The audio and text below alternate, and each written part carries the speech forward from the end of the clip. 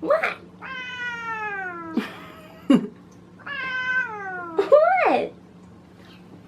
Okay. Okay.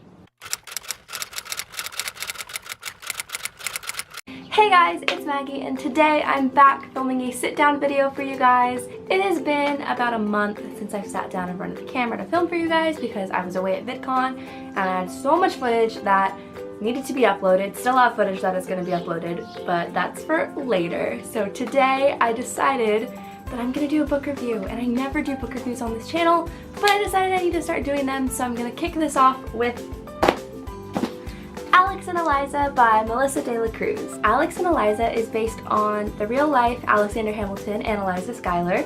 It takes place in the 1700s following right after the signing of the Declaration of Independence. It basically takes place in around 1780.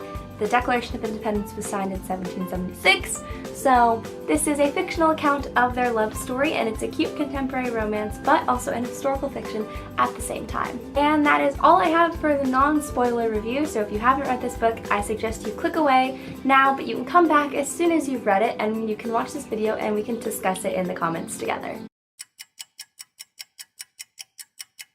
I really liked that it was a contemporary novel in the historical fiction setting. It wasn't like we had characters from 2017 set in 1700s. It was actually, it felt very genuine, like I was following a story actually set in the 1700s. It felt very authentic, which I really liked because I'm a huge fan of this historical time period, so I was very nervous going into this. Everything made sense in this book. The writing wasn't choppy at all, which I really enjoyed. It was very easy to flow from one chapter to the next, and in the chapters it had the month and the year that this particular part was taking place and where it was located, so it was very easy to remember where we were in the story. Along with that, it was very easy to imagine the settings in this book, which I really enjoyed, also because I have never been to, obviously, the East Coast, let alone in the 1700s, because that is impossible at this moment in time. Maybe not in the future when time travel is a thing. Who knows?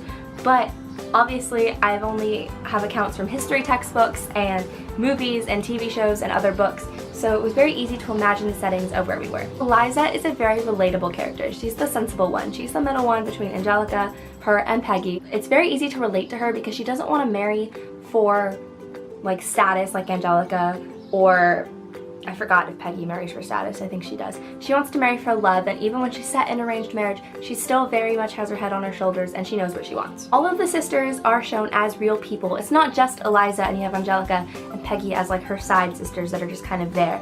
Angelica and Peggy are still very much their own individual people, and I really enjoyed reading about them and seeing their character development as well as Eliza's. And the last thing I really enjoyed about this book is that her parents really support her decision to marry for love.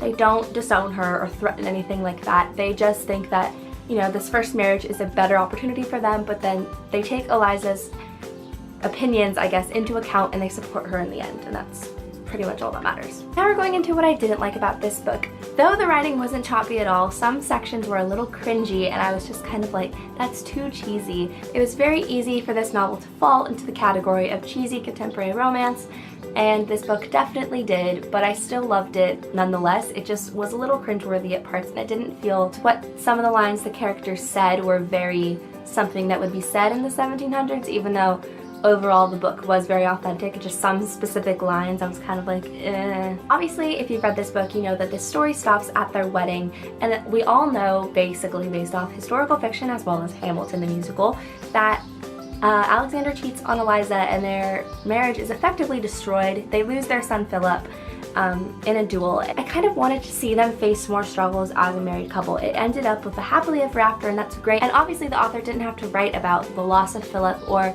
Alexander cheating on Eliza, but I did want to see more struggles for them. They struggled all the way up until they got married, and then it was happily ever after, but that's not the case in history. And so I really wanted to see kind of some of their authentic married life, and we didn't really see any of that. Overall, I gave this book a 4 out of 5 stars on Goodreads, and I do highly recommend it if you love cute contemporary reads and historical fiction. It definitely is a cute summer read. I read this book over about 3 trips to the beach, and it was very cute, very fun, and I really enjoyed it. And that is it for today's video, so thanks so much for watching, guys, and I will see you next time. Bye!